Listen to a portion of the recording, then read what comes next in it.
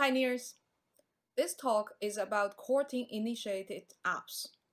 Pi core team will develop and improve certain apps or guide a few ecosystem apps to experiment and create Pi utility, and to build the ecosystem and organize the community. I will introduce a few apps that the core team is considering improving and building ourselves, or guiding ecosystem third-party developers to build, pending community input for us to prioritize. We'd like to hear what pioneers think about these apps after watching this session, so we can decide how we will spend our time and resources next. Please express your thoughts in the topic on the home screen. Keep in mind that the core team's Phase 2 mission is to achieve value creation through utility and decentralization while growing the community and building the ecosystem. Now I'm going to talk about the apps we want to improve and build. Pi Chats has been the oldest and most used app inside Pi.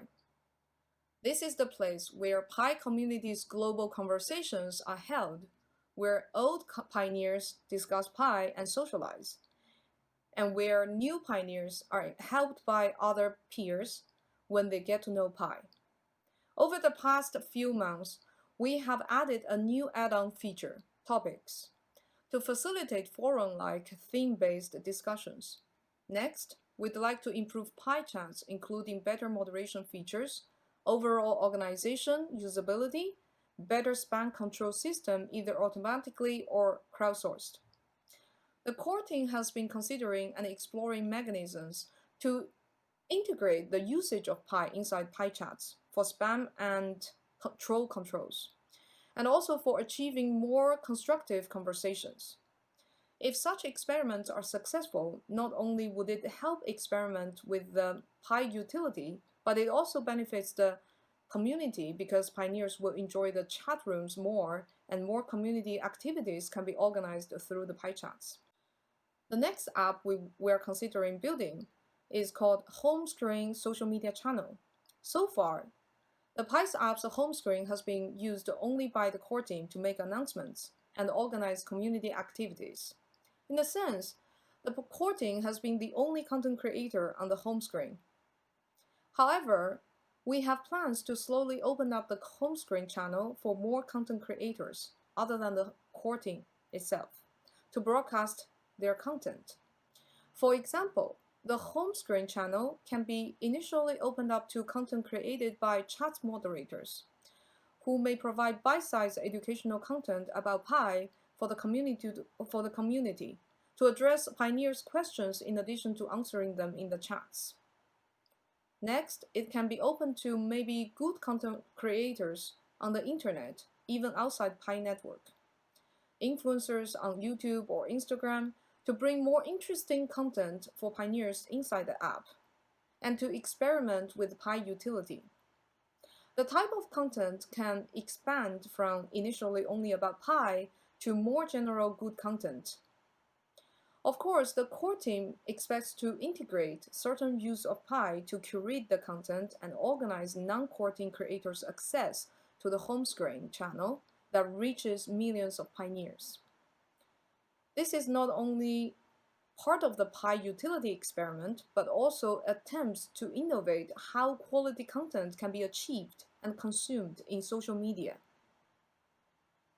Inside the core team, we call this idea a scarce social media channel, as opposed to the currently abundant millions of social media channels where everyone can be a host.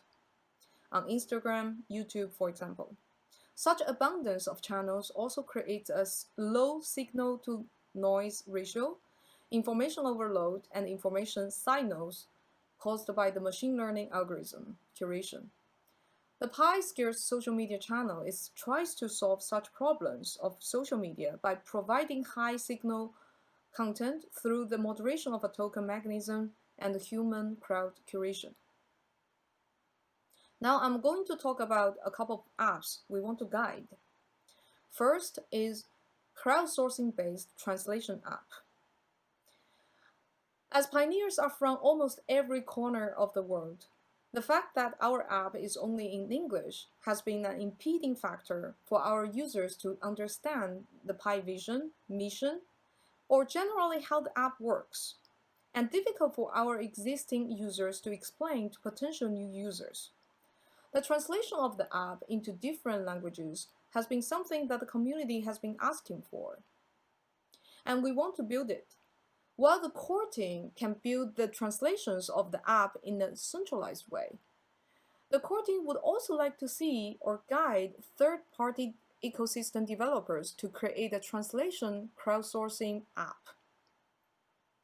The crowdsourcing-based translation app will allow us to decentralize the burden of translation to an unlimited number of languages in the world, and also provides agility on an ongoing basis when new updates or interfaces are deployed to the app. This translation app will receive voluntary translations of all texts of the Pi app, including app actions, instructions, or announcement content. It will also need to institute a mechanism for evaluation, selection, and validation by other peer pioneers to ensure the accuracy of the translation in the specific language. Then it automatically plugs into the backend of the Pi app so that phones with the specific language setting can display our app in that language. This app will be primarily an ecosystem app for the benefits of the community. The second community app, ecosystem app we want to guide is Community KYC Solutions. Pi has a strict policy of one account per person.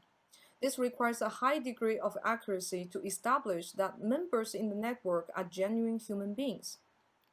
In order to prevent individuals being able to hoard Pi through creating fake accounts unfairly, so KYC is an important and necessary procedure inside our ecosystem. Current Pi KYC is conducted by a third-party KYC provider. However, as mentioned multiple times, the ultimate goal is to enable every pioneer in the network to pass KYC or prove their humanness eventually for the mainnet. Due to cost, coverage, accessibility by pioneers in different regions, we hope to develop a decentralized, reliable, low to no-cost KYC process customized for the Pi community. We hope this project to be a core team guided and community-sourced project because all pioneers care about how KYC is conducted, and also because third-party developers from different regions may be more aware of different regional challenges or issues in the KYC process.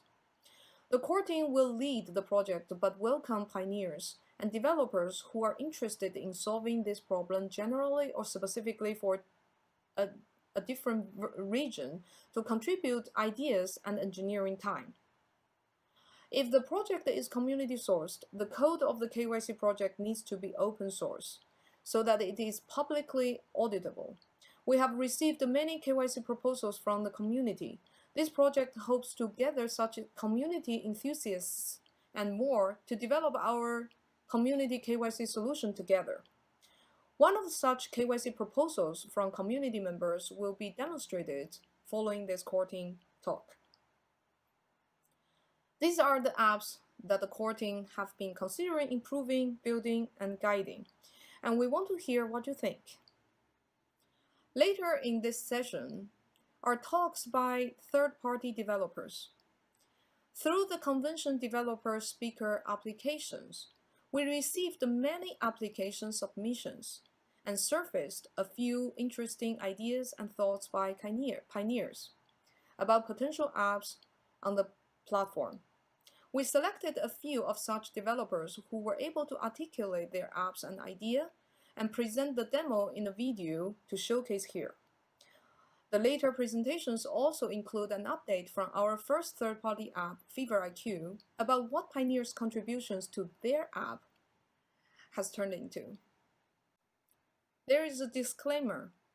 Selection of the apps to be presented at the convention does not mean the acceptance of the app to be deployed on the platform.